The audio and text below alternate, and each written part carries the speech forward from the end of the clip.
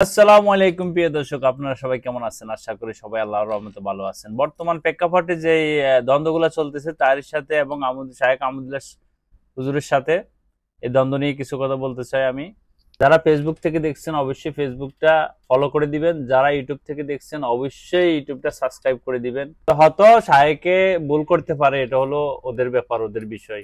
Islamic বড় বড় আরো বক্তা আছে, আহমদুল্লাহ সাহাবত্তন তো আরো বড় বক্তা আছে, ওদের বিষয়। কিন্তু আসলে এটা নিয়ে এত কিছু গজল বানানো, টোল করা, এটা সেটা, এখানে সবচেয়ে বড় সুবিধা পাই গেছে সুন্নি যারা আছে তারা তারা সুন্নি সুন্নি দাবি করে নিজেদেরকে, কিন্তু আসলে তারা সুন্নি না, তারা হচ্ছে সিন্নি।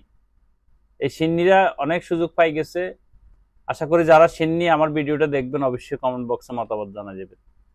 তাদের মূল উদ্দেশ্য হলো মাজারকে প্রমোট করা, জনগণের কাছে মাজারকে প্রমোট করা, যে আপনারা মাজারে আসেন, মানত করেন, দেন। আরে ভাই, যে জায়গায় আল্লাহ পাকের কাছে চাইলে আল্লাহ পাকে সরাসরি দিতে বাধ্য, আপনি মাজারে কেন যাবেন? যতদিন পর্যন্ত আমাদের সাধারণ মানুষের জ্ঞানে এটা না ঢুকবো যে একজন মাজারের ব্যক্তি কখনো কাউকে কিছু দিতে পারে না, ততদিন পর্যন্ত আমাদের বাংলাদেশে মাজার বিজনেস চলবে।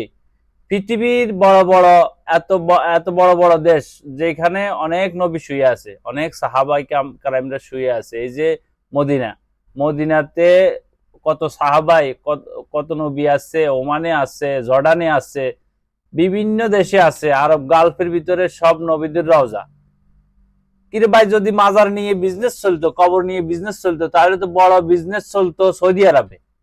কারণ সৌদি হলো ইসলামের মূল আইডল, যাদেরকে ফলো করে আজ আমরা এতটুকু ইসলামের পথে।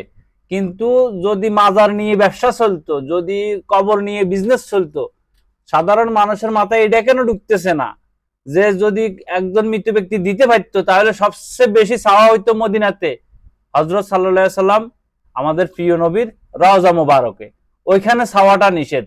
তাহলে কেন আমরা খামাখা ছুটতেছি কবরের পিছনে, মাজারের পিছনে? হাজার হাজার টাকা দেয়, হাজার হাজার গাড়ি দেয়, গরু দেয়, ছাগল দেয়, এটা দেয় সেটা দেয়, কেন রে ভাই? কাদের ফ্যাট ভরে এদের এই সমস্ত টাকা নিয়ে? একমাত্র মাজার বিজনেস বিশ্বের ভিতরে আমাদের বাংলাদেশে, পাকিস্তান, ইন্ডিয়া, এই তিন দেশে ছাড়া আর কোথাও চলে না। কারণ এই যে আহমদুল্লাহর সবচেয়ে বড় শত্রু হয়েছে মাজারের বিরুদ্ধে কথা বলা। চলুন আমরা এই আহমদুল্লাহ সাহেবের মাজারের বিরুদ্ধে কিছু কথা শুনে আসি। আল্লাহ ছাড়া কারোর কাছে প্রার্থনা করা যাবে? আল্লাহ ছাড়া কাউকে সেজদা করা যাবে? আল্লাহ ছাড়া কারোর কাছে সন্তান চাওয়া যাবে? সব কিছু দেওয়ার মালিক কে? আমরা সূরা ফাতিহাতে প্রতি রাকাতে বলি ইয়্যাকা না'বুদু ওয়া ইয়্যাকা নাস্তাঈন। ও মালিক, শুধু আপনারই ইবাদত করি, শুধু আপনারই ইবাদত করি। সেজদা করা ইবাদত না? ইবাদত না? তাহলে মুখে বলতেছেন ইয়্যাকা, শুধু আপনারই, একমাত্র আপনারই ইবাদত করি, অথচ আপনি অন্য কোথাও সেজদা করছেন, ঈমান থাকবে? আবার বলছেন ইয়্যাকা নাস্তাঈন, এবং আপনার কাছেই সাহায্য চাই, আপনার কাছেই সাহায্য চাই, অর্থাৎ আপনার কাছেই দোয়া করি। কিন্তু আপনি যে কোনো মাজারে কোনো মরা মানুষের কাছে দোয়া চাচ্ছেন। আল্লাহর কোন ওলি, আল্লাহর কোন নেককার বান্দা যদি দুনিয়া থেকে চলে যান, তাহলে আমাদের উচিত হবে তিনি যদি আল্লাহর নেককার বান্দা হয়ে থাকেন তার মতো জীবন গঠন করা। ঠিক না ঠিক? যারা মাজার নিয়ে লাফালাফি করতেছেন, মাজারে লাফালাফি আপনারা করেন, আপনার করে এতদিন কেউ বলে নাই যে আপনারা লাফালাফি কেন করেন মাজারের ভিতরে? ভাই, মাজার থেকে কেন আপনারা বাইরে আইছেন? কি দরকার ছিল আপনারা বাইরে আসার?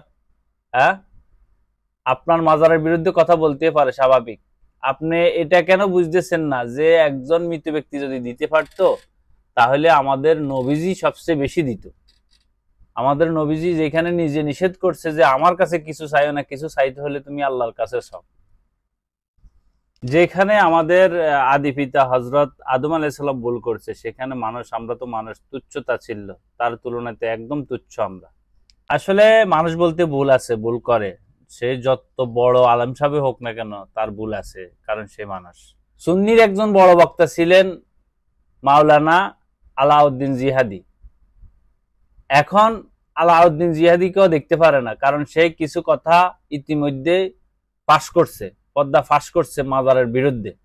এখন সুন্নিরা তাকেও আলেম মানতেছে না। তো আলাউদ্দিন জিহাদির কিছু কথা শুনিয়ে আসি, চলেন। এমন এমন কিছু মাজার আছে যেখানে কি আপনারা টাকা দেন, অনেক কিছু দেন, যে টাকা পয়সা আপনার দেওয়া টাকা পয়সা অনেক কিছু, হ্যাঁ, মহিষ সহ অনেক কিছু দেন, এগুলি নিয়ে সেই খাদেমরা নামাজ তো পড়েই না, রোজাও রাখে না ঠিক মতো। এই ভণ্ড কিছু খাদেম আছে যারা আপনাদের দেওয়া সেই হাদিয়া তোহফা নজরানা সেগুলি নিয়ে নিজেরা ভোগ বিলাস করে এসি ঘরের মধ্যে থাকে, নিজেদের সন্তানদেরকে বিদেশে পড়ালেখা করা। আসলে মাজার বলেন, ধর্ম বলেন, এই সমস্ত ব্যবসা চলবে ততদিন পর্যন্ত যতদিন পর্যন্ত আমাদের দেশের সাধারণ জনগণে বুঝতো না যে হুজুরের সাথে সাথে ঠিক বলেন, ঠিক কিনা ঠিক এই সমস্ত কথা বলবো, ততদিন পর্যন্ত আমাদের দেশে ধর্ম নিয়ে ব্যবসা চলবে, বিজনেস চলবে, মাজার নিয়ে চলবে, এগুলা নিয়ে বিজনেস চলবে। কারণ হলো কি, একজন বক্তা যখন স্টেজে উঠে তখন তার আলোচনার মূল কেন্দ্র হচ্ছে কোরআন থেকে হাদিস থেকে। কোরআন থেকে হাদিস থেকে তেলাওয়াত না করি, আলোচনা না করি, অমুক হুজুরে এটা বলতে পারেনি, অমুক হুজুরের গালে জুতা মারো, অমুক হুজুরের স্টেজ থেকে নামাই দাও, অমুক হুজুর আপনার এলাকায় আসলে ঢুকতে দিবেন না, ঢুকতে দেওয়া হবে না, বলেন ঠিক কিনা? তো সাধারণ জনগণ যারা তারা বলে ঠিক। যতদিন এইভাবে ঠিক ঠিক চলবে ততদিন আমাদের দেশে ধর্মটা খণ্ডিত হইতে হইতে হইতে হইতে অনেক খণ্ডিত হবে। আমাদের প্রিয় নবী বলে গেছেন যে ইসলামের ভিতরে ৭৩টা দল হবে, একটা দুইটা নয়, ৭৩টা দল হবে, এর ভিতরে ৭২টা হবে জাহান্নামে, একমাত্র একটা দল থাকবে হকের মধ্যে, এই দলটাই একমাত্র জান্নাতি হবে। এছাড়া ৭২টা দল কোথায় যাবে? জাহান্নামে যাবে। এখন আসলে কিয়ামত সন্নিকটে এসে গেছে, বলা যায় না আল্লাহ পাকে কখন কিয়ামত সৃষ্টি করে দেয়। যে পরিস্থিতি চলতেছে আমাদের দেশে, বিশেষ করে বাংলাদেশে, সেম পরিস্থিতি ইন্ডিয়াতেও চলতেছে। ইন্ডিয়াতেও সেম পরিস্থিতি চলতেছে। কেন রে ভাই? আপনি ইসলামটাকে সুন্দরভাবে উপস্থাপনা করেন না, আপনি ইসলামটাকে সুন্দরভাবে জনগণের কাছে পৌঁছাই দেন না, আপনি কোরআন এবং হাদিস থেকে বলেন না। আপনি কেন অমুক হুজুর তমুক হুজুরের পিছনে লাগতে যাবেন? আমি তো দেখি নাই বড় বড় আলেম যারা, বড় বড় শায়েখ যারা, তারা কখনো কারোর খোঁচা দিয়ে কথা বলছে, কারো বিরুদ্ধে বলছে। সব ছোটখাটো যারা ভাইরাল হইতে চায়, ভাইরালের নেশা যাদেরকে ধরে, একমাত্র তারাই অমুকের খোঁচা দেয়, অমুকের খোঁচা দেয়, সম্পূর্ণকাল খোঁচা দিয়ে দিয়ে কথা বলে। এতক্ষণ সাথে থাকার জন্য, ধৈর্য সহকারে ভিডিওটা দেখার জন্য অসংখ্য ধন্যবাদ।